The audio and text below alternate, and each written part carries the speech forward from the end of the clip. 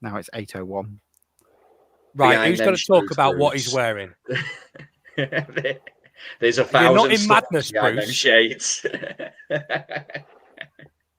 Looks like he's going to start singing baggy trousers or something, isn't it? I'm just back from Stevie Wonder, innit?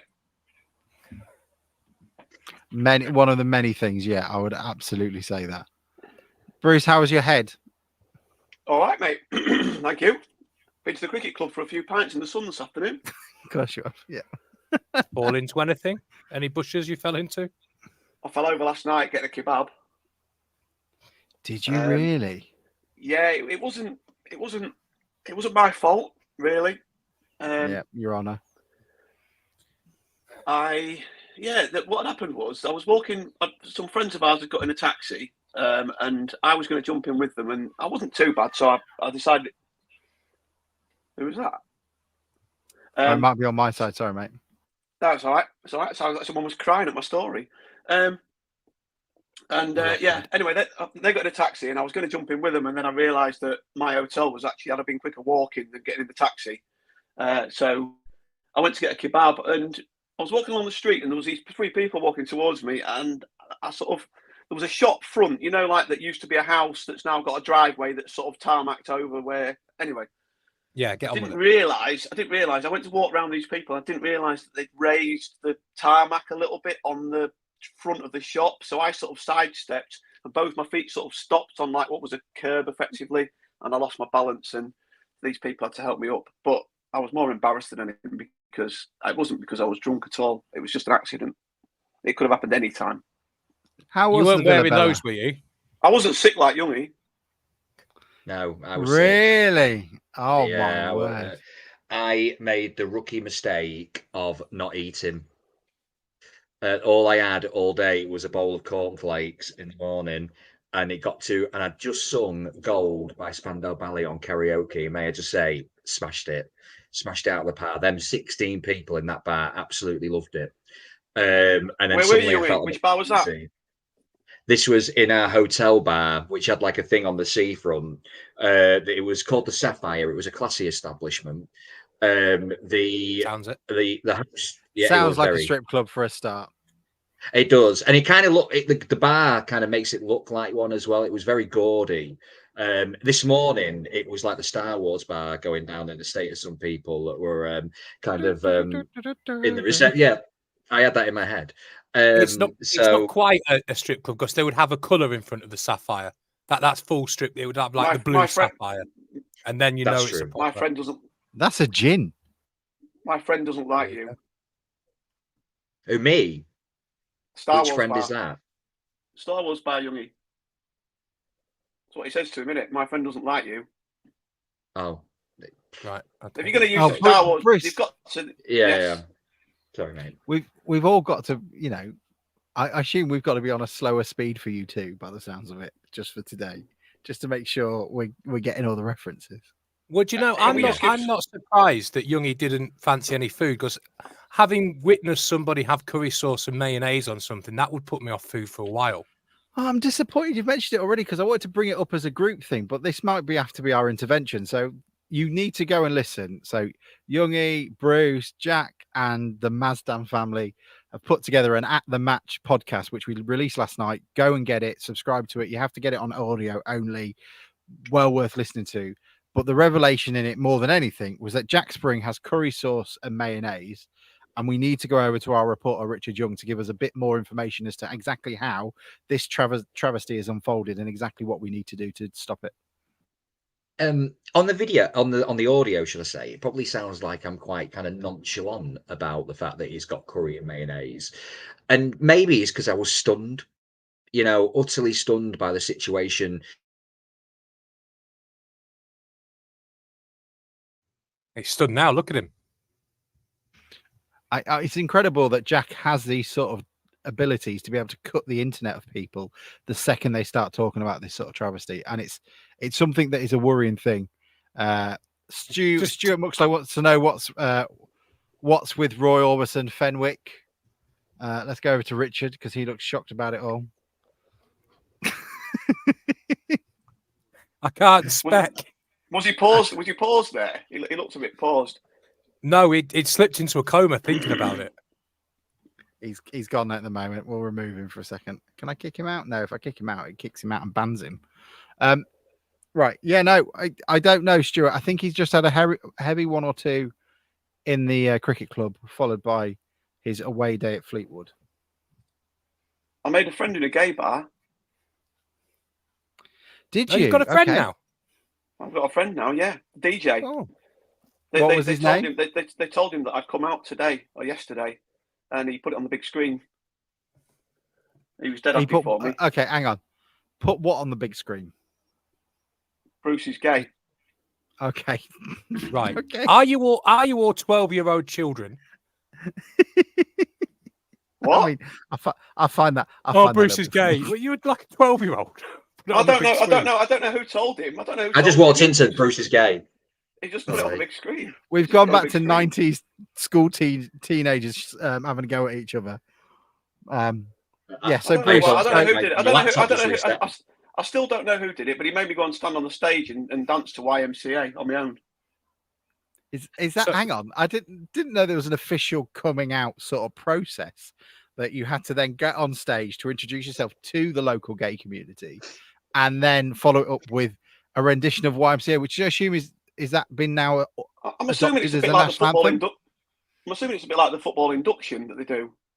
I just got this idea that that may be some lazy stereotypes to be. Well, you say it's this is what the guy did in. This is what the guy did in the gay bar, Mike. I'm not saying. Don't you start giving me all that modern offendedness. I was. He was. That's what he did. That's what he did in his house. It's not his house, is it? What? In his house. It's where it works. His house. It's his house. It's his place. Oh, you're using sort of hip language now. This is his house. I was down in his. Anyway, My maison sous maison. Anyway, it was. We had a great time in there. He was a really good lad, and it was. We had a good time in there. It was the whole Blackpool was good. Now, all I can imagine.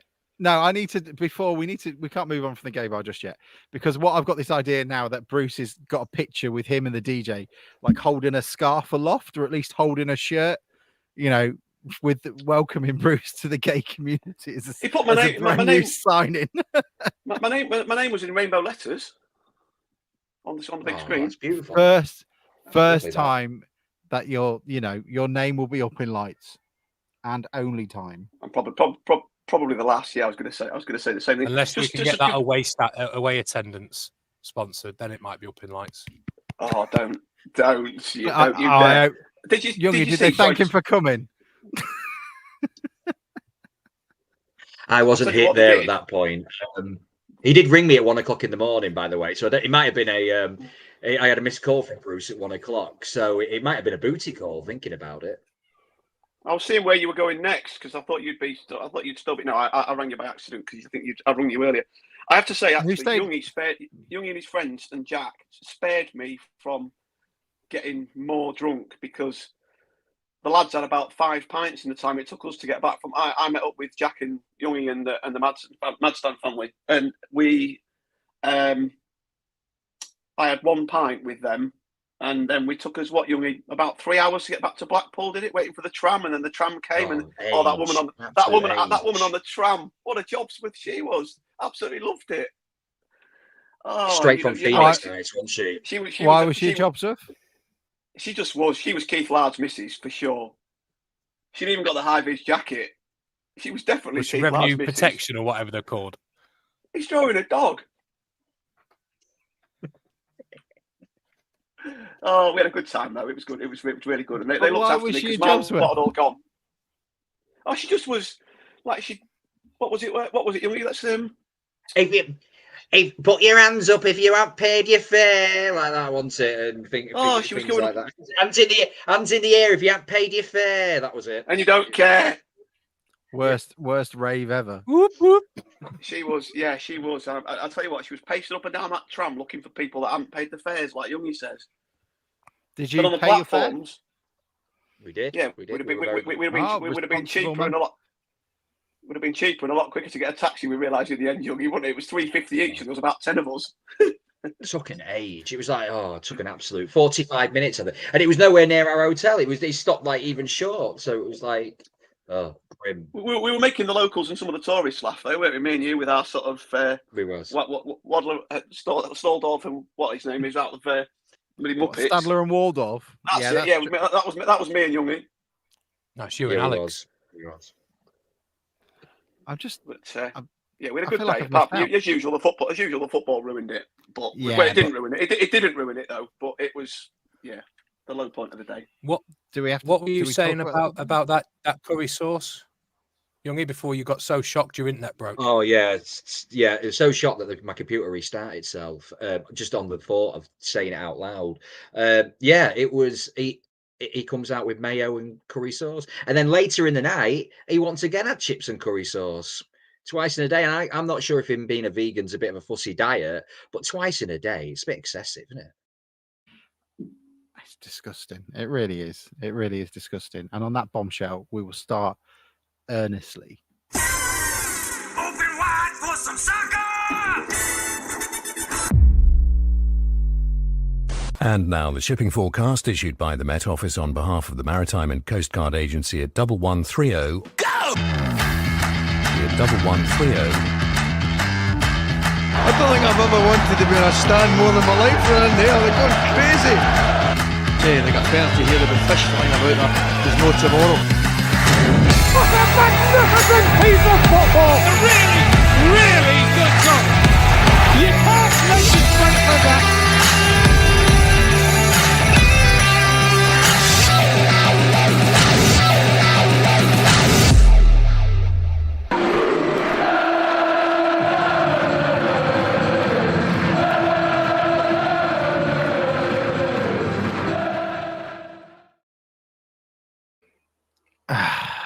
Things don't change, do they? It's a new season, same feeling. We've got two people that were foolish enough to go and can't remember most of it by the sounds of it. And we've got two of us who watched it on a laptop from Bordeaux. Who wants to go first? Grimsby Town 0, Fleetwood Town 1. The new season is back with a bang. And Town were back with a bang for 2 minutes. It was the 88 minutes afterwards that were a problem. Go on, Richard. Hit us. Well, it was also the 2 minutes that we missed as well. So the own brilliant, yeah. So firstly, I listened back to obviously what we did yesterday, and I thought we had quite a good discussion about it, Bruce, actually in the pub earlier on. Now, obviously, you're always kind of blinkered, aren't you, with that immediate disappointment of defeat, and then you try and look back at it in a kind of a day or so later and go, okay, well maybe there were some positives out of it. And I suppose defensively we look okay. I know in the second half that we conceded a few chances, but generally look quite competent. But after that, I'm struggling to think of much. Just didn't create anything, did we? We looked slow. We looked turgid. And I think me and Bruce were saying about it yesterday. Fleetwood figured out very quickly how we were going to play, and especially when we scored, when they scored, sorry, what they did, kept the shape, went into kind of the banks of defenders, and went pass it around all day long because we know you're not going to do anything with it. Now, it's always concerning as a supporter when you can see it, because you think, well, the opponents must see it too. So besides maybe defensively, I thought he's gone now, isn't he? The Irish lad whose name I can't quite remember right now. Mick Janet. He's not even Irish, is he? He's from Stoke. So McJanet, he did all right. I'm struggling to think of much more. I think you're right, mate. That's my reading of it. I think, to me, first half it looked like we were doing okay. We're creating some chances and very much a nearly team. I think I said at half time, looking at it, Green playing as the midfielder playing further forward just doesn't have the quality that you need in there. I think there were several times yesterday where a bit more quality on the ball could have opened it up a little bit more in the first half. ball into the channel for Vernon or a ball in between the centre backs for Wilson. The ball either didn't come or it took too long or it was the wrong pass. And it was just that snappiness wasn't there. And I think Green could do a job in midfield, but he can't do a job of being further forward in midfield. So I think that's an issue in the first half. I think you're quite right. What happened then is they got a goal. They sat back into a low block. And we have not at this stage worked out how to get through a low block. Well, there's two ways. You can go over them or around them. And we didn't try to do any of those. You know, it was too forward and backwards and not enough side to side. You know, can you move them across? Can you create a 3v2 on the outside by bringing one of your centre midfielders out wide? And we just didn't seem to do that. And to me, it wasn't something I was worried about because I thought we looked okay defensively. I think we looked okay on the ball. Now, last season, the two things that petrified me were when we were defending and when we had the ball. And I think we looked okay yesterday.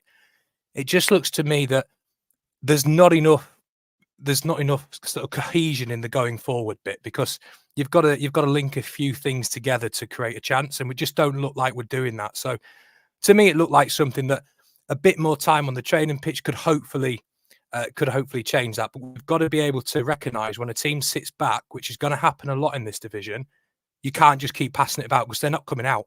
They're not going to give you the space. You've got to create the space by dragging them about. So to me, I didn't think it was as bad as some people thought. I thought it was a first game of the season away from home. We didn't look quite there, but I didn't think it was something that can't be fixed or can't be worked on. It's one of the problems following Town, isn't it? That some people's reactions are so extreme that you can't really criticize because you go, hang on, no, I don't mean that much. I've read the word sacked already on the fishy. Some people taking it far too far, far too quickly. I agree kind of with what Jack Griffin said when he said, "What's up, boys? First half, I thought we were decent." I agree with that. We created 3 chances that, I think Danny Rose would have taken if he had those chances to go on to. And then we were more direct. I think we dictated the play and alike. But the second half, they were atrocious. Not expecting us to finish any higher than 14th before yesterday, and that hasn't changed. The lack of urgency, though, worried me, and that was a problem yesterday. I don't mind players being composed on the ball and looking after it and getting there. But as that time ticks away and you've got 5-10 minutes left and they're playing it around at the back with no sense of urgency and no sense of a need to get a point, hand, wicks or crooks, that's a problem. And that's something that either they're being told or these players just don't have that. I can't imagine a player wouldn't want to go hell for leather with 5 minutes to go. Well, I think sometimes it's not massive changes. It's whether if you're playing the ball back from Rodgers across to the left side, whether it needs to go to McJanet or it can just go straight to Hume and save you a few seconds, move it quicker. Or when you're receiving the ball, instead of taking ownership, turning around and looking what you're doing, know what you're going to do before you get it. And these things are not massive changes, but it speeds the game up. It catches a fullback a yard or two out of pace.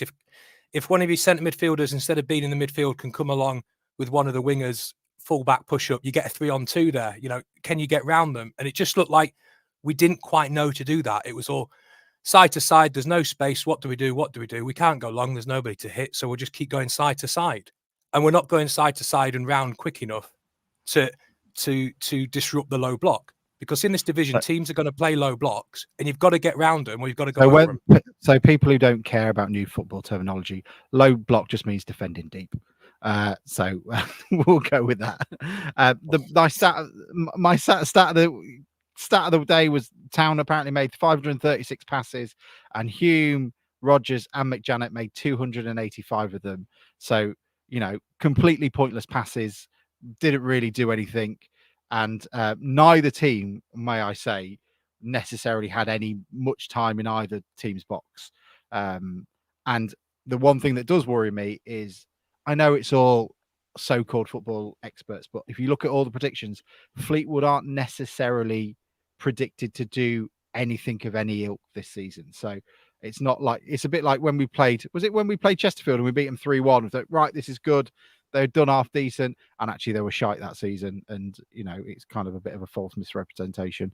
But yeah, I don't want to get too worried about it. It was a defeat. It wasn't as bad a defeat. We are starting with a very low bar from last season, and I think we're better than what we had last season. But again, pretty low expectations in that sort of term.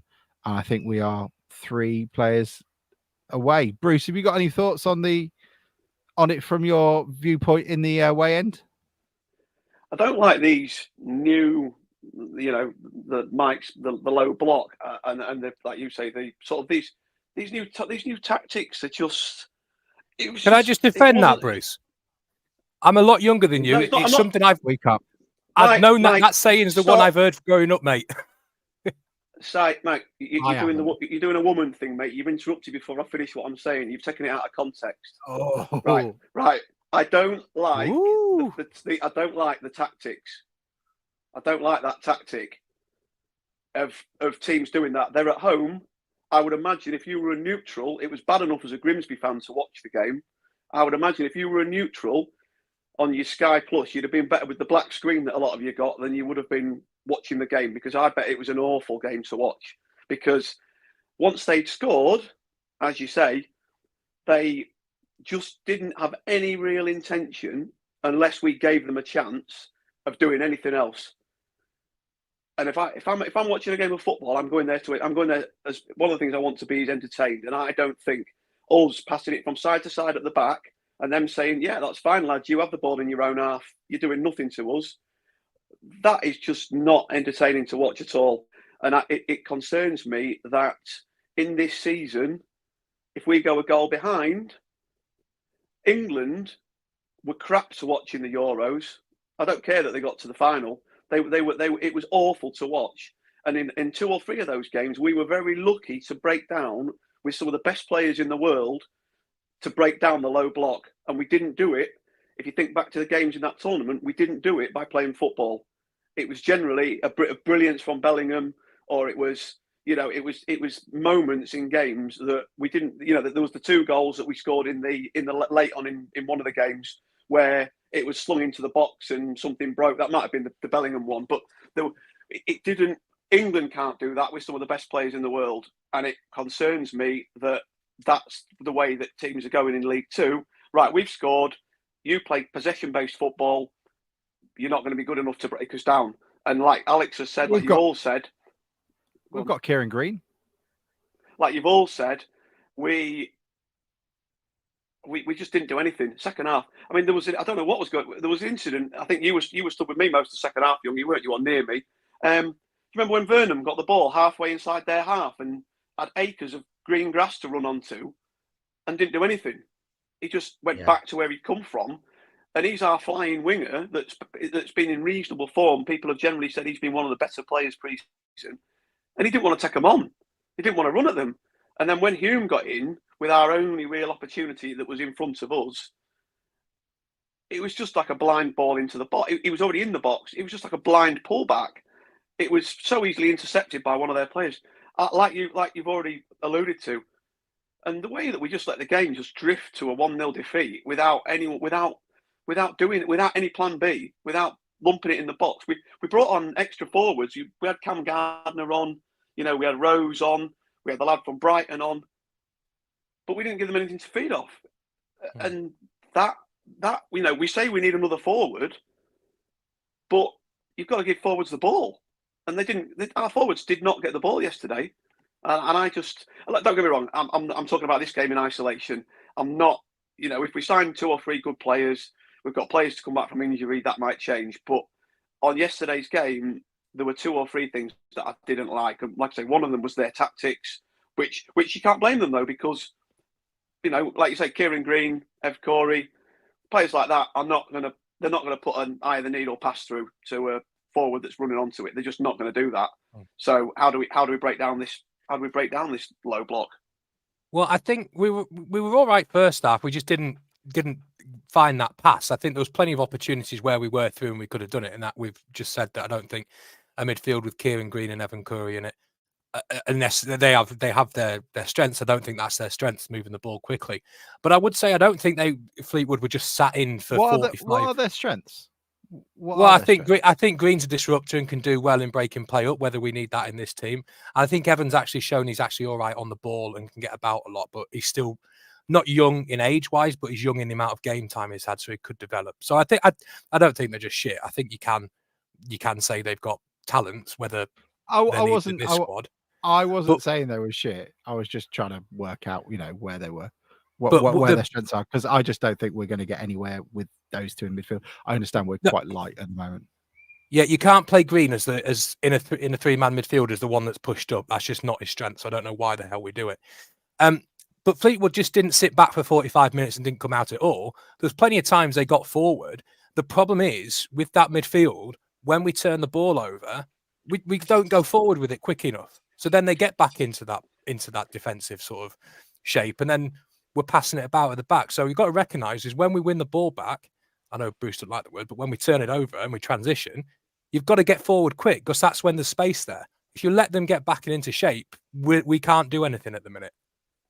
This is what was odd, though, because I said, if you remember, maybe last week or the week before in the pod, when I said I'd watched the second half of the two other games, one of my takeaways from that was that we were breaking at pace in numbers against Rotherham, or against Mansfield. I think it might have been the Rotherham game I talked about on the Tuesday.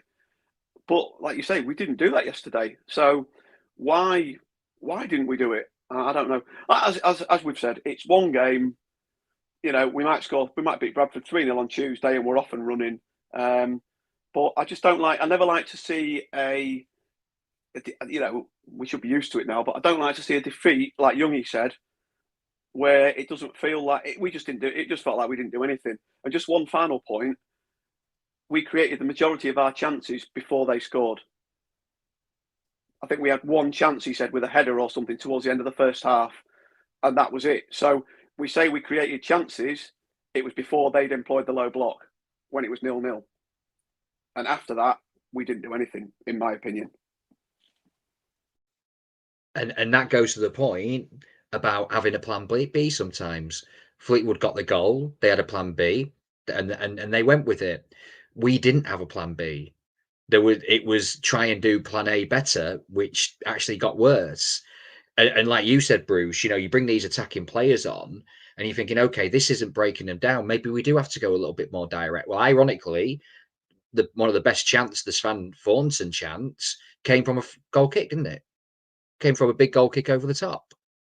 So I'm not saying that you should be doing that all the time, but if you're chasing a goal with 15 minutes to go, there's no way. Gardner's a big lad. Let's try and utilize it a little bit more and just at least change it up to try and kind of see if that works, see if that gets behind them a little bit or it creates something.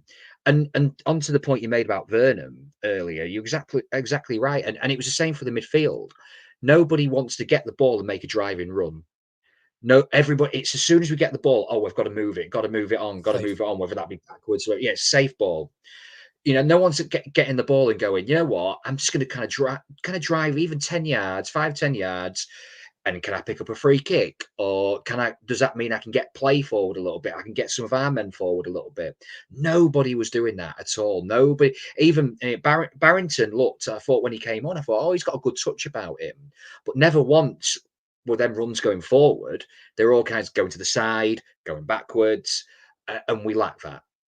It's not as if you have to move too far away from the principles that he clearly wants to play with. It's not just whack it up to a big man. It's can we get the ball in one half of the pitch, bring some players over and quickly switch it. That's not a long ball. Can we get Vernon 1-on-1 in the channel when we've pulled the play over to the right hand side? It's not right. Everybody up top, we're just firing it into the big man. There's nuances within the way he wants to play where you can just vary it up ever so slightly so they know, this could go long, so I've got to watch this winger, so I'm not going to come into the middle. So it puts the question. But if you're just going to play it about in front of them, they're quite happy. They're quite happy with that. There's nobody wanted to take the ball on the half turn and risk possession. It was all a bit too safe. I'm not losing this ball. And if you want to progress through a team that's packed in, you've got to risk the ball. If we'd have been attacking them, and like you said, I agree, Mike, completely. If we'd have been attacking them and we'd had them backs to the wall and we were creating chance after chance after chance, playing the way we were playing, then I would have no problem with us trying to play that into the 94th, 95th minute. But as Youngie said, as we've, I think we've all said, it wasn't working and we weren't creating anything, and that was the mistake that I thought we made yesterday, because we did one longish ball into the box. I think it might have been Hume. The keeper did come and get it, but Cameron Gardner or somebody was running onto it. It was almost the last kick of the game, I think. And it was like the keeper came out and I think he sort of part caught it, sort of bounced it and then caught it again. But if we'd have put 4 or 5 of those balls into the box in the last 10 or 15 minutes, something might have dropped for us. And then you say, all right, we haven't played brilliant. We take a point. And it's a really good point away from home, first game of the season. As it is, the game petered out.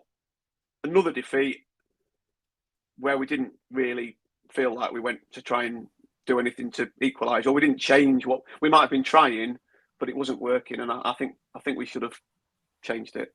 Can I just make one last point? Sorry, Alex. One of the things as well that I didn't really like to see was, you know, a bit of a black mark against the managing and coaching staff was the set pieces were shite, corners were shit. Matt Dean lost his absolute head at them, and apparently Dave Artell's adding names to them, but I assume we'll do the shit short one, the shit long one, the shit deep one, and that's it. Because, you know, apparently we've got all these guys who are half decent at putting a cross in, but no one is getting anywhere near them. It's showing again. It doesn't matter how long they seem to have to be able to work with these players. They don't seem to be able to put a half decent set piece together. And that was the same story we had last season. And I need to see that change pretty quickly, unless Artell wants to be, you know, if he wants to have me supporting him and he wants the team to be supported, those sort of things are basic stuff. You should have at least 1 or 2 half decent set pieces ready to go for. It's 4th division football. You're going to live off of your set pieces, you know, your set pieces and your knockdowns. And I don't see any of that. And I what have they been working on in the summer? Have they actually got around to doing the set piece part of it yet? Because apparently, what was the bit that they hadn't trained on yet? The defending part of it. Hopefully they've got to those bits by now, because I'm expecting a corner to at least do something instead of, what was that one in front of you guys at 67th minute or something like that, which just absolutely missed everyone and went out for a throw. That was Barrington, though. I think that's a touch unfair. I mean, just the last point I would make. It is absolutely not a touch unfair, Mike. You need to get back in your box for this one, I'm afraid, because absolutely I expect a corner to get into the 6. If you're a Premier League player on the books, however young you are, don't put your corner should be going out for a throw the other side of the pitch. No, you'd have been absolutely done. You'd have been absolutely done playing Sunday League if you'd have done that.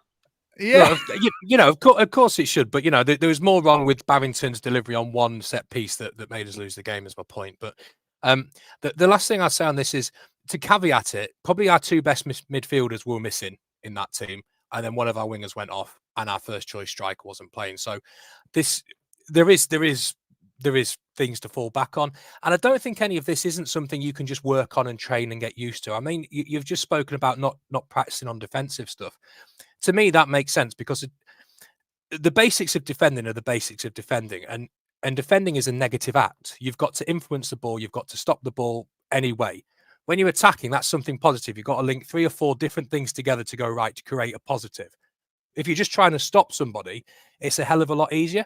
So when we went on that bad run last season and we changed pretty much overnight, because it's easier to set a team up to be negative and to stop a positive. So I understand why he's doing that. It's harder to link all these attacking phases together, because you've got to rely on 6 or 7 things to go right and players to be in the right place, and that's harder to manage and to make happen. So I think it's something that over the season, if it doesn't start changing, then we've got problems. But I think it's something we can work on in training. Can I just my final thing on the game? I actually think you say we were missing our best 2 midfielders. I think that George will be one of our best 2 midfielders. I thought he looked quality, and I think he'll be one of our best 2 midfielders.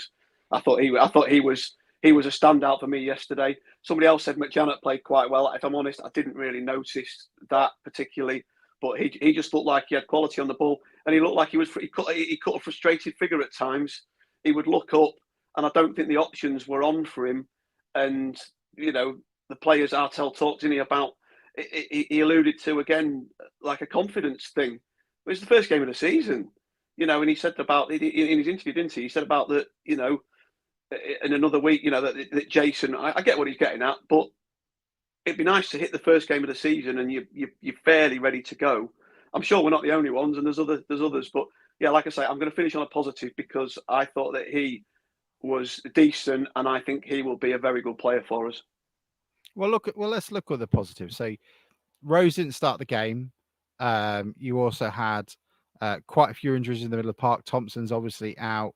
Svans Thorson went off. Rumours it might be a metatarsal injury. I saw a photo of him getting onto the butcher with crutches, but that's a pretty standard thing from what I know. He wouldn't have had a scan before he got to the game already. And so that's not necessarily a worry. We just got to wait to see what comes back on that one. Just on that, Artel did say in his interview that they were being very cautious, but he did do 2 or 3 sprints after the injury, so he was not convinced he would have been able to do that with a broken foot. So fingers crossed.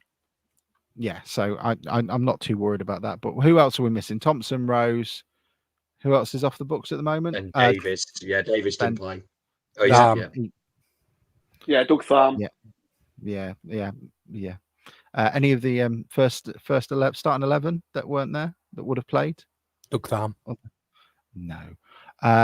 So I think I'd be surprised if. I think obviously Luca's going to have to start on Tuesday, but I'd be amazed if Davis doesn't start. Most games now for the rest of the season, because if he's the player that he's supposed to be. But yeah, it seems a little bit like we've been cautious with. We've been really, really careful. We've been more careful than I can ever remember being mentioned with players. Maybe that's because the squad is still 2 or 3 light in everybody's opinion, and we just can't afford any more injuries. But we're just being careful. But I think Saturday's quite important. We've got some tricky away games coming up, haven't we? Immediately, and you don't want to be coming to games 4 and 5 having no points or 1 point. How did Cheltenham do yesterday? I didn't notice. Anybody know? 1. Yeah, they won 3-2 against Newport, I think. But they've been a lot of the tipsters I've seen have predicted Cheltenham to get relegated, which is completely against what I predicted in one of our predictions games. But they not fancied at all Cheltenham, but yeah, beat Newport 3-2. I think you've got to fancy yourselves at home. It'd be nice to have 3 points on 6, wouldn't it, and be mid-table and set off. We definitely don't want to lose on Saturday. it is an incredibly tricky list of fixtures we've got coming up between now and October. Never mind anything else.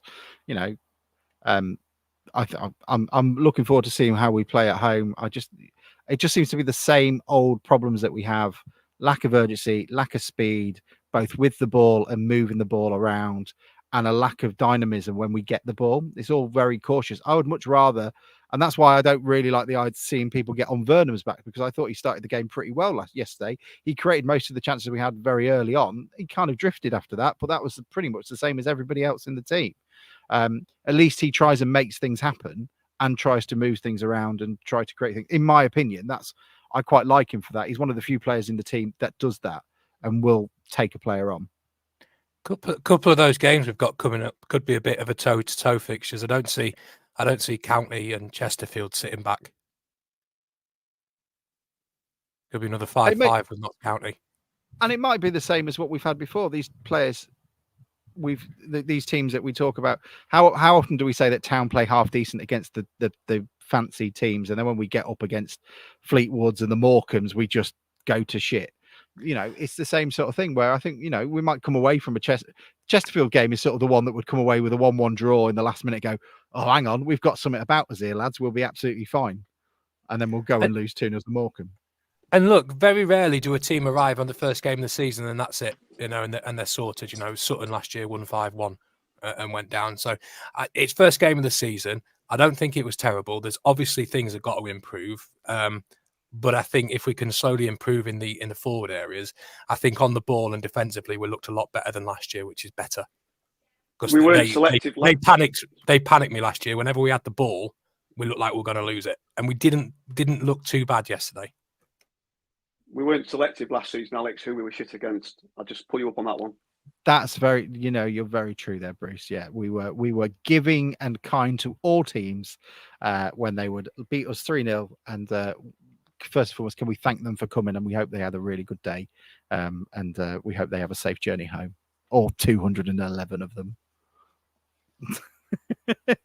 Bruce is sticking up his two fingers.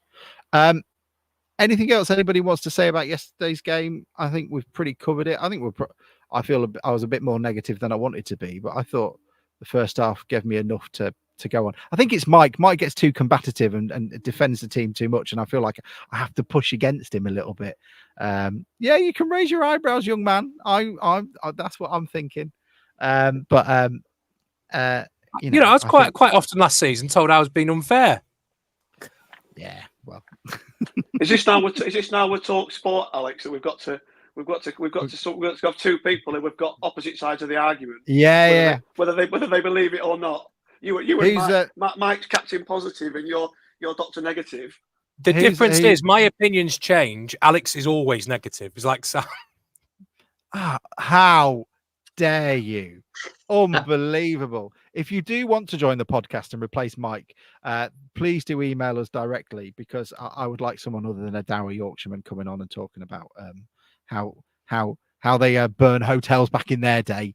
Well, you're not getting our toe back on then, are you? If you don't want dour Yorkshireman on. Fair enough. Anything anybody else wants to say about yesterday? That was probably a bit harsh, but anyway. Football is. Bruce, anything from you? I've upgraded you, Bruce. Now you're on the top shelf. No, mate. I think we've pretty much I covered it really. I think I need to see more of the. I need to see more of the team. And more of them and more from them. That would be. I've seen what I need. Yeah, I've seen enough from the Rotherham Mansfield game and from the first half yesterday that for me would suggest that 13th, 12th is probably where we're aiming for, to be perfectly honest. And all it will take is two wonder loan signings like Lincoln had. Really, they had that. They had a guy come in a couple of weeks into the season when they won League Two, and they were their better player, and that's all it will take. So maybe the roll of the dice on our loan signings in between now and the end of the window might change it. But I think I agree with you, Mike. I do agree that we do look better on the ball. Anything for any more? No? Good. Well, this is usually when we're jamming an advert now. So what can I use? That one.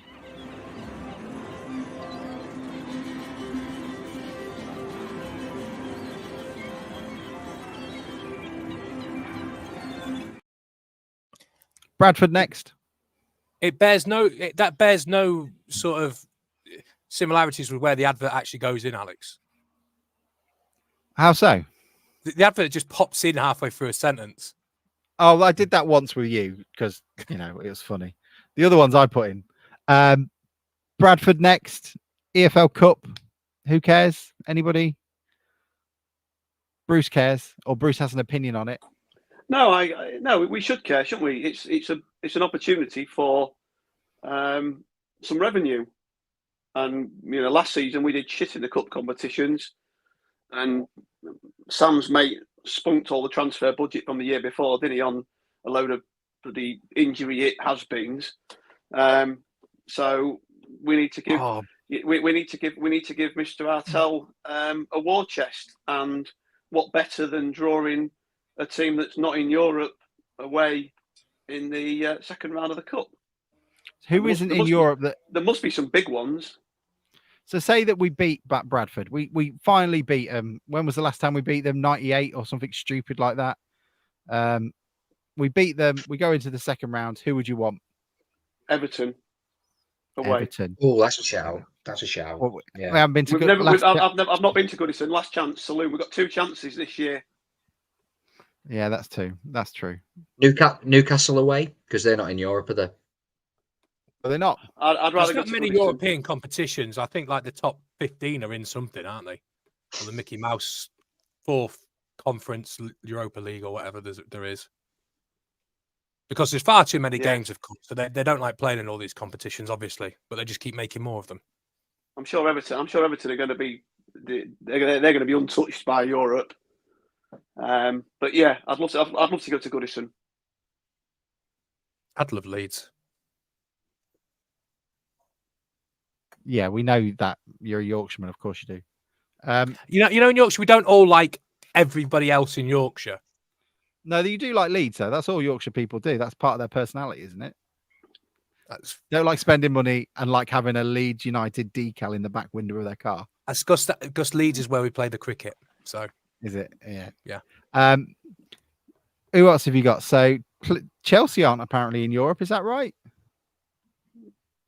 They weren't great, Yeah. were they? No, we don't want to go back to Chelsea.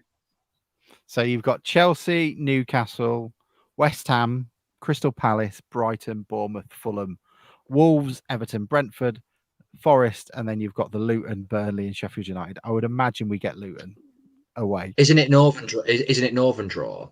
I would Right, imagine Luton would just be put in just for us. Just I don't know. Yeah, I think just for you're. us, I think you're looking at last season's league table, Alex. Luton and Sheffield United aren't in the Premier League. Yeah, I know I am. That's what I'm just saying. I was looking at that because that's one of the notes where they play in Europe or not. Okay. But yeah, to be fair, Bramall Lane, we like a trip to Bramall Lane, but Bramall Lane would be good. Yeah, it's quite clearly Everton for me. Forest. Please. Hillsborough would be good. Hillsborough would be good. Oh, And then do it'll you be think moved. We'll Just get a little good draw task and it'll of be moved. Bradford for the first time in 20 years. Do you reckon you'd find Bruce's new arch nemesis if we played Sheffield Wednesday at Hillsborough? Do you think you'd see Sam's mate come along, Bruce? Sam's mate? Yeah, Paul Hurst. Do you think he'd come along, watch Sheffield Wednesday? He's not my nemesis. Well, Bless you him, just... he's not. I He spunked the transfer budget. It doesn't mean that I Hold him have any any ill will. I have any dislike for Paul Hurst. Paul Hurst's the only man that's got us promoted since 1998, isn't he? You heard he that has, reverse in there. No, You what, mate? Get back, you bastard! I'll break your leg.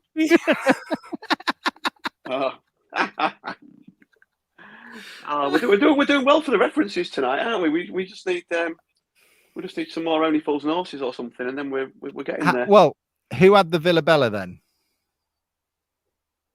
Oh, she died, didn't she? Bella died. That's what the woman said, didn't she? When they walked in, didn't she? She said, "Are you Bella?" No, Bella died. Do I know that too well? Is that Youngie? You'll appreciate Fools and Horses. I bet you love Fools and Horses. I love a bit of Fools and Horses. Yeah, absolutely.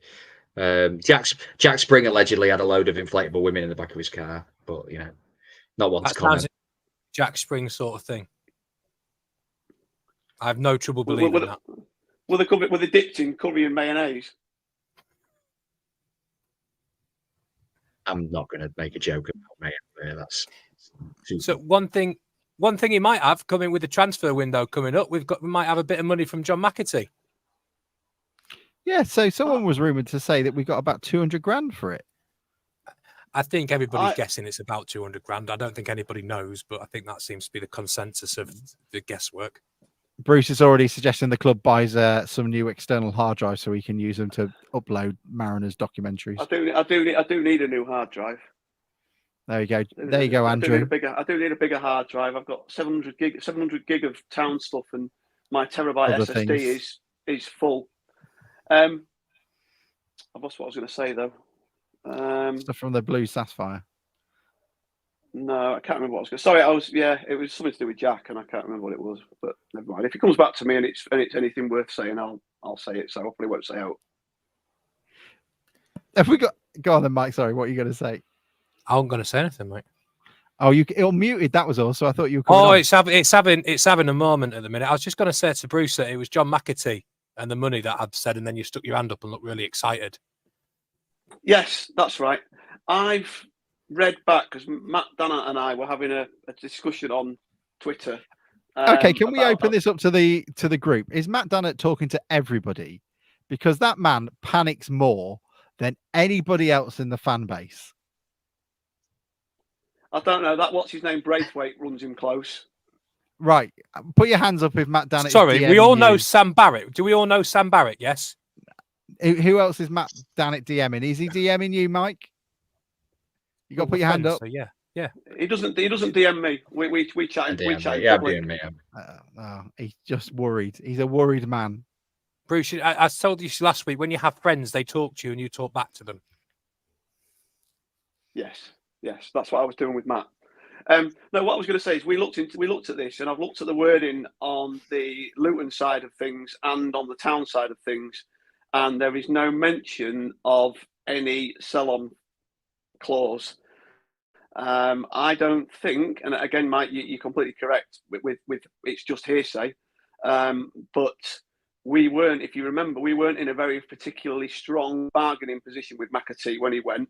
He was out of contract, and we would have lost him for nothing in the summer, or the next transfer window, whenever it was. Sorry, and Jason Stockwood was just very grateful in what he said afterwards, that we were just pleased to have got something for him rather than nothing further down the line. So I would be surprised, and like I say, I could well be wrong if we had enough bargaining power to get a sell-on fee, but we might have done. I think you are, Bruce, because I think both Hurst and Stockwood both mentioned it in interviews that they'd got a sell-on. They didn't mention a figure, but I distinctly remember it mentioned verbally in interviews. Oh, okay. Yeah, that's good then. That's good. But yeah, I've been told by a decent source that there's definitely a sell-on. Oh, that's good then. Yeah. Yes. Oh, that's good. That's good then. What we don't know is just how much he went for, do we? So, yeah, I don't know how much money Bolton have got. I don't know. Well, if they've beaten Wrexham, and the figure that was banded about a week or so ago was $1 million, wasn't it? And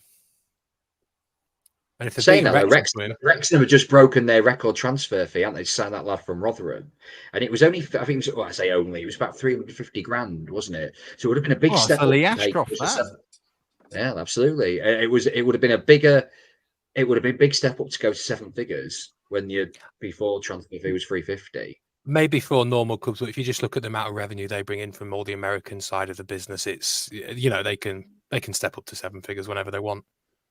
True. They're not a League One. They're a top end Championship club with their spending power at the minute, and they'll soon be a Premier League club with their spending power before they're anywhere near it. That's depressing, isn't it, Wrexham? Well, there we go. Do you think Bradford fans will think ill of us? Is all we've done to preview the cup game is talk about who we'll get in the next round? Do you think that's going on the board somewhere? We don't preview cup games unless they're big ones, do we? No, that's true. Yeah, it's only when we get to I think there'll be a low crowd final and stuff. I think there'll be a low crowd on Tuesday. What do you reckon, Bruce? What are we going for? I'm going for 3,200. I don't think there'll be any more than 3. And how many do you think from Bradford? 800? I think 300 from Bradford. Okay. They're back here in the league in a few weeks. Yeah, but it's a nice weekend. You know, come for a day, stay for a week. You know, get down here. They'll all be down here anyway, won't they? I'm doing that next week. There you go. Look, Mike's already going to support his fellow Yorkshiremen. They all stick together. Well, I will be at the Bradford home game. In the league. Are you in the away end or the home end? I'll probably be in the away end, but in their away end bit. Okay, just checking. Are you at Thorpe Park again, Mike? Thorpe Park, 2 weeks. Why not? Yeah, we stayed here. We stayed there a couple of weeks ago. Great. Had a nice hang on, weekend. whoa. Hang on. You stayed in Thorpe Park. Yeah. What do you get there that you don't get at home? Well, we kind of cheated a little bit because we got a friend who owns a caravan there. But we always go every year. Always a freebie. It's a freebie. It's a Jack Spring freebie. And we stay there for the weekend. Always on the last weekend of term. Kids finish school, straight over to Thorpe Park. You feel like you're away from home. It's lovely. Nice little weekend. But if you get burgled, you can still go back. Exactly. Yeah. You're away from home, but you get to use the chippy you trust. That's all we need from holidays. Yeah, absolutely. Unbelievable. That's amazing. You get to use the water park. Someone is saying it's around 300 grand, which is lovely. The water was lovely this year. I'd say, Mike, it was a lot warmer than previous years in the swimming pool. So good. Because they piss into it, innit? More likely. There are lots of people. There are lots of people that have got caravans that live in town, on Thorpe Park, and not just for rental purposes. What sort of purposes then? All right, okay. You've opened a door For there stay- that you for stay- can't not go through. For staying in. What else do you think? Well, I thought that's what the holiday thing would have been about. No, You were what I'm making it saying sound is- like what it I'm was saying like is some sort of. people- No, He's that's what backtracking you now, he's trying to cover. did that. No, they don't rent them out. I mean, or they don't rent them out all the time. They use them to holiday from being around here. You were surprised that Youngie didn't go far to go on holiday, and I'm just saying that there are quite a lot of people around here that have got caravans on there. Is that why people have them in their driveway sometimes? Which is quite For their surprising. concubines, for their mistresses. I haven't seen any of them static. I haven't seen any of them static caravans in people's driveways. They're pretty big. Is that why they have them there? So they just go on holiday to the driveway? Don't have to go far, Maybe. Mike. Don't have to go far. You're not allowed to use the toilet in And the not house. only, I was going to say, not only can you use your own takeaway, you can use your own bog. Look, No, I know you I'm a can't. Yorkshireman. We're and on I don't holiday. like We're on spending money, holiday. You but can't use that's it. a bit of a stretch.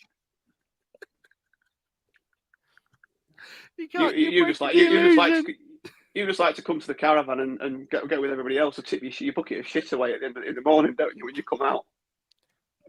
Come on, How lads. long is Flinging it it you over, stayed in the flinging it over the caravan? neighbours. I'm joking. This one's for the plants. There you go. Yeah. Fucking hell, did you see that Mike McMahon was here last week? You see how that tree's growing? Fucking hell. Do you want to know a funny story? My you caravan. can't use the house Wi-Fi. Because I go to the same caravan every year, and when you sit on the toilet, you can open the window and you look straight down the street, and everybody can see you.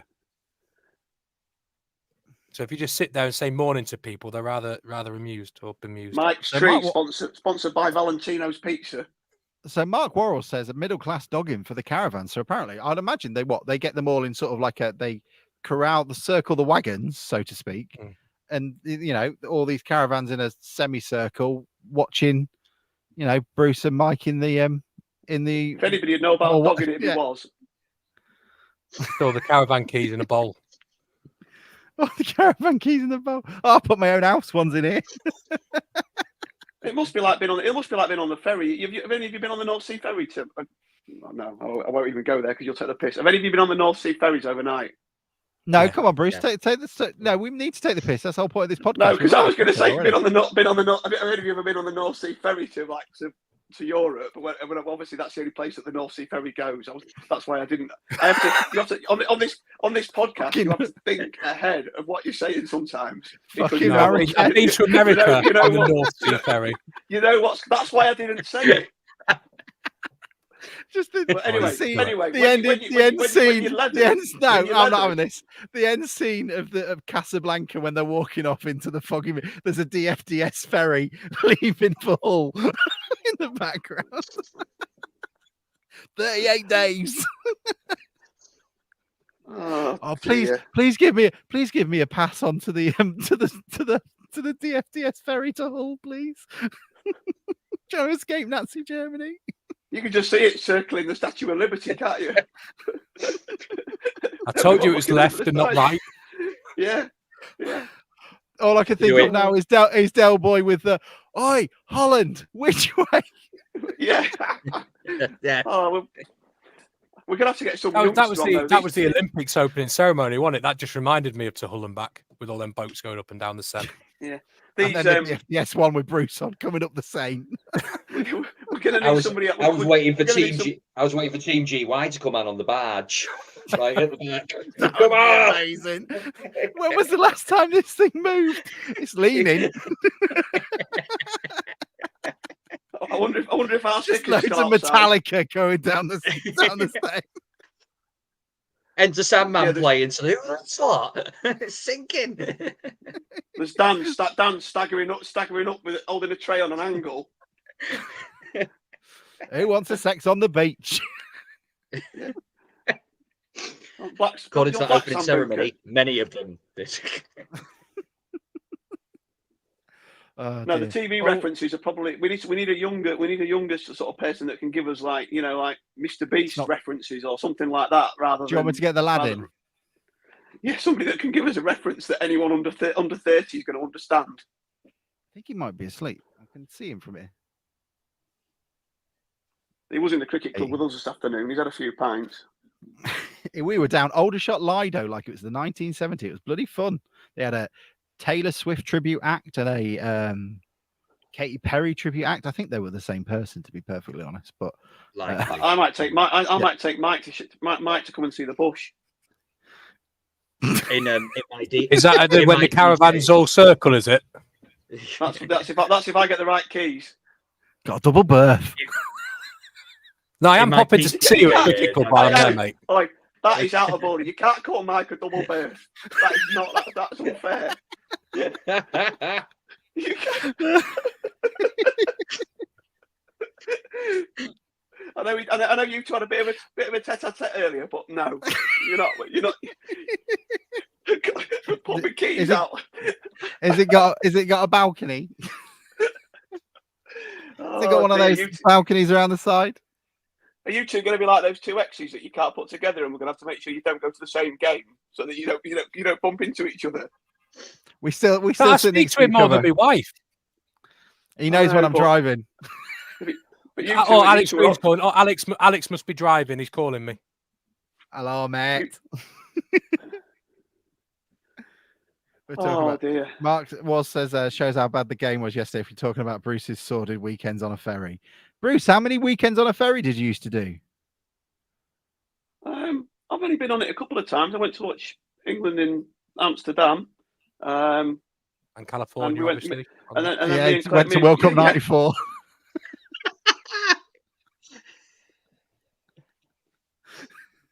This is bullying. Ross was on that ferry for them. That's why she missed the penalty. South Korea, Yeah. Japan. Yeah, they'll do one down down in Hull. One to Hokkaido, please. Was it I got halfway across 2006 it. South Africa? He went on a DFDS then. Yeah. We had to set He went sail on a before sofa. we had to set sail before Ronald Koeman had bloody scored, and we were halfway across the Atlantic when we didn't qualify. Oh, he's missed. Turn the boat round. Graham Taylor sent us a fax. 30 packs of Marlboro Light. 16 packs of Stella. Yeah. And that's just the Gaza. Now we're in the chat shit bit of the end. Hasn't Youngie got a game? Youngie's got a game. Yeah. Youngie's got Go a on. game. I've got a game for you today. So, inspired by Bruce's play your shite right last week, the one thing that has been shite for us in our Football League years, I'm excluding the 1 year that we were out of the Football League again. So we're talking, this is the 8th season out of 9 that we've been back in the Football League, is scoring goals. So what I'm asking you to do today is name me the top 10 leading Football League goal scorers for Grimsby Town since we went back to the league after 14-15. That's good. So we'll go I around. reckon Omar Bogle's in that from that first season alone when he got about 16 or 18. So or whatever. Bruce You know has when done you're the first explaining one. the rules and which order we're going in, and Bruce just said, I think Omar Bogle. Yeah, All right, Bruce. okay. Well, I'll take it that Bruce has started then. And yes, Bruce, you are right. Number 1 in the list. Bearing in mind, You it was are only kidding me. 7 months of this, is Omar Bogle with 19 goals in 27 appearances. Can't So take that the is comments off. 19 is the bar. If you comment, you're getting back. You're getting kicked. I'm going with Wes Thomas. Oh, turn the Wes comments Thomas is correct. He scored 11 in 36. Apparently, he was the first person to Yeah, go to double he is figures number- since Kevin Donovan. Oh, really? So he's at number he's at number 5. Well, I'm There going you with the go. less risky ones, and I'm going with Danny Rose. Danny Rose is correct. He's at number 3 with 13 goals in 38 appearances. Harry Clifton. Harry Clifton is number 2. 14 goals in a less respectable 195 appearances. Oh, I'm stuck because I was going to go with Matty Pollock because Matty Pollock was the leading goal scorer in 2019, 2020 until March. So who would have overtaken him? I just I can Monty. take out who's overtaken. Yeah, McAtee's got to be one, hasn't he? not in the Football League, no. Ah, there we go. I'm out. JJ Hooper. You were close. JJ Hooper was 11th on the list with 7. But he's had 11th or 12th. He was close.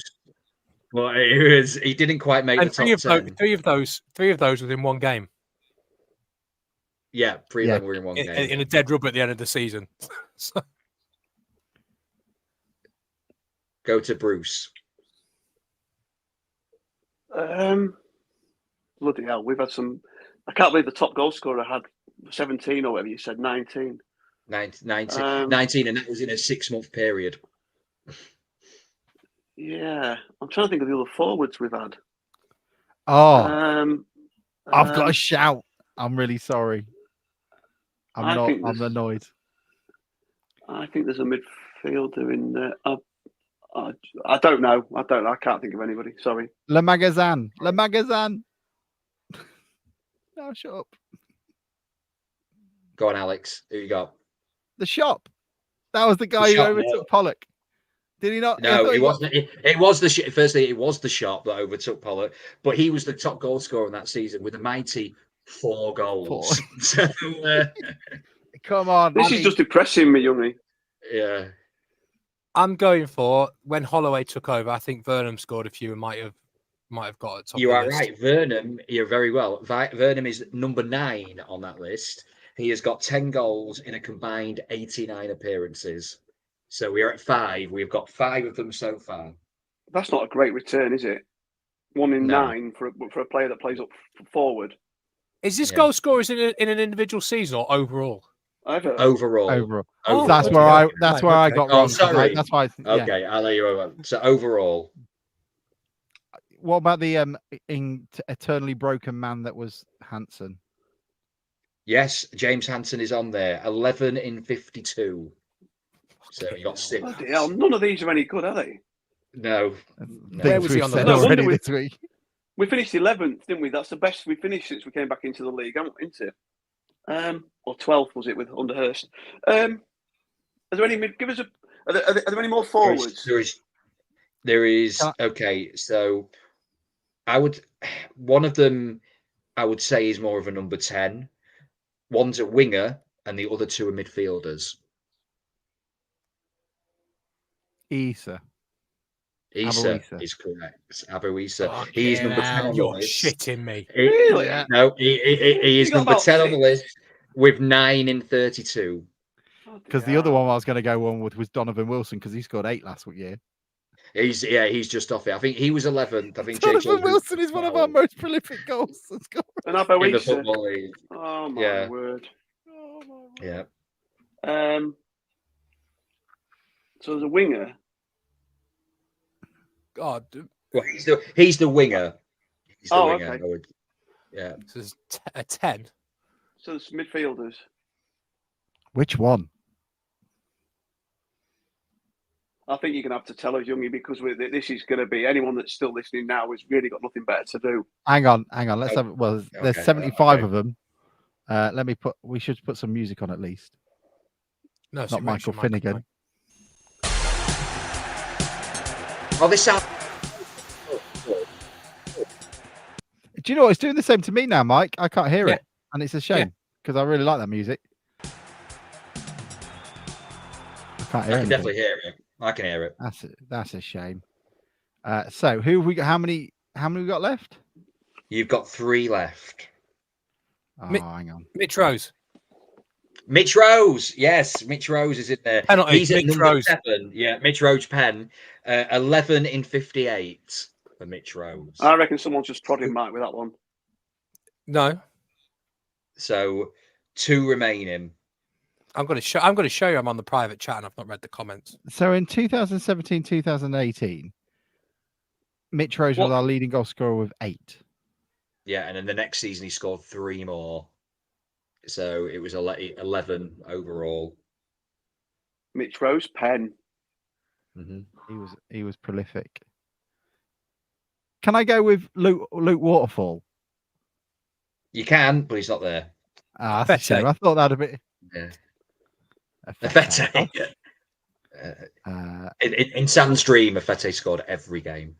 So we've got 2 strikers left, did you say? No. I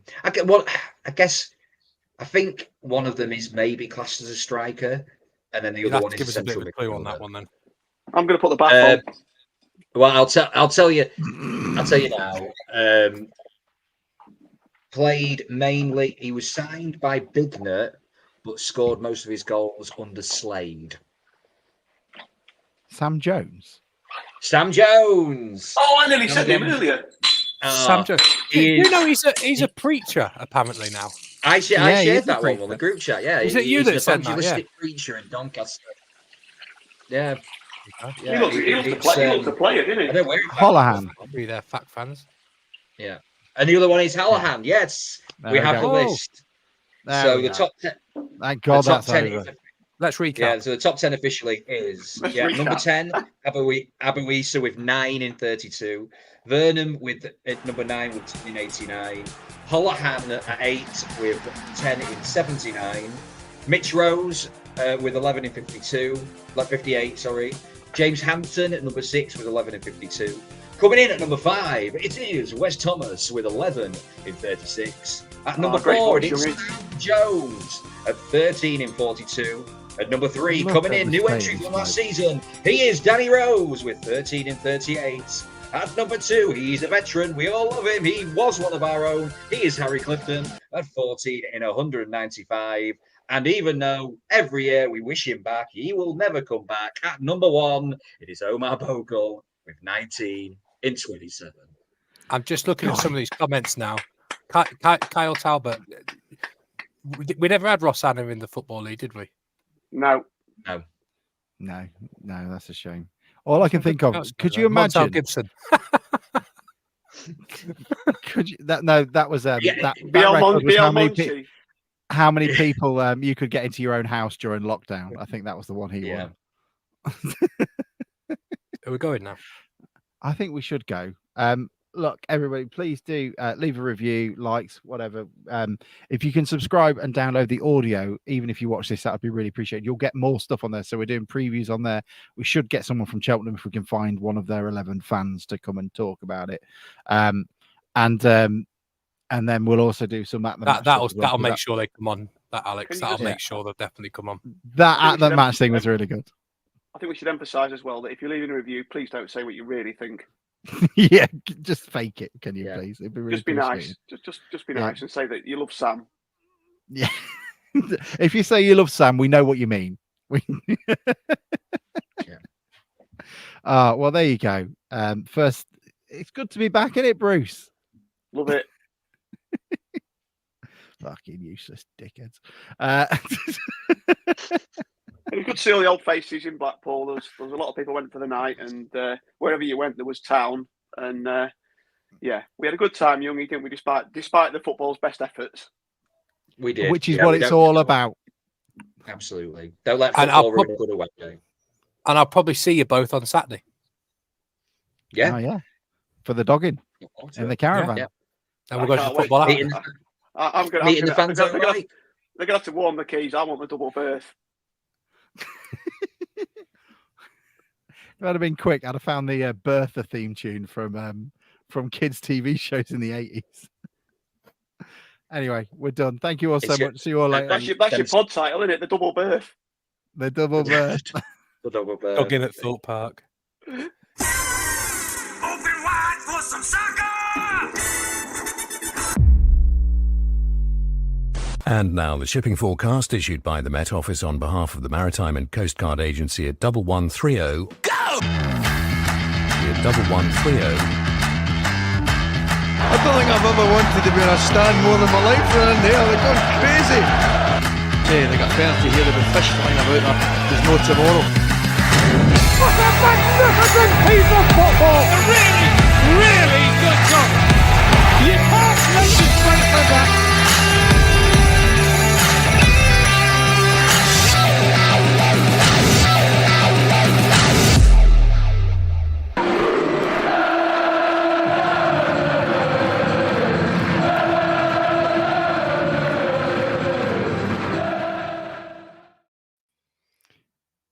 Just goes to show that Bruce is not here.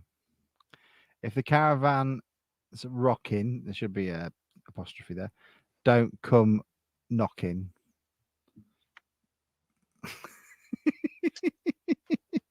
What That's the I thing. found is that doggers don't tend to care about spelling. We're still live. Are we going off yet, fellas?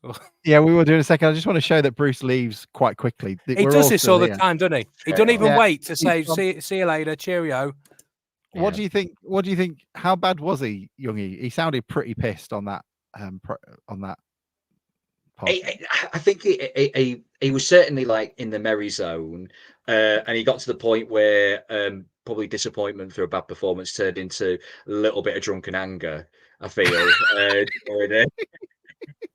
Who's this, Bruce? But he was very forthright. Even at half time, he was just like, "Oh, okay, all right, Bruce. Didn't think you were that bad." Are we Oxford United bad? What was I, sorry? Oxford United. I never saw him Oxford. I've heard of the Oxford stories, but yeah, he definitely tried ringing me at 1 o'clock in the morning anyway. So he must have been having a good old night. God bless him. But well, he's in the bath now. Yeah, we had to stick on this tram for 50 minutes. I like the idea that he might be panicking that we're still on talking. No, he's texting the WhatsApp group. He went, "Cheers, that fellas," before you'd even finish the fucking music. Yeah. He'll be in the bath say now, it to us like couldn't say bye or anything. Oh, by the way, Mike, I've got to say, out Jack Spring. The cabaret at Fort Park this year, mate, mind blowing. Who have we got? It's so they had a on the Friday night, they advertised it as Divas Night, right? And it was a tribute to Beyonce, Tina Turner, and Whitney Houston. Okay, 3 prominent Black female singers. Please tell me there's a bloke called Alan. There was a bloke, and I shit you not, he was singing "If I Were a Boy" by Beyonce. Is it a bit like that Only Fools and Horses episode where he starts singing crying? the singing the Caravans ass. Yeah, crying. Yeah, this would have been right up Bruce's street since he's joined the gay community. Absolutely, yeah. It's and what a show to come out to, because obviously the gay audience for this podcast is massive. Obviously, it's huge. Are we done? Huge. Oh, I thought we'd done about 15 minutes ago, mate. But all right. See you all later. Bye.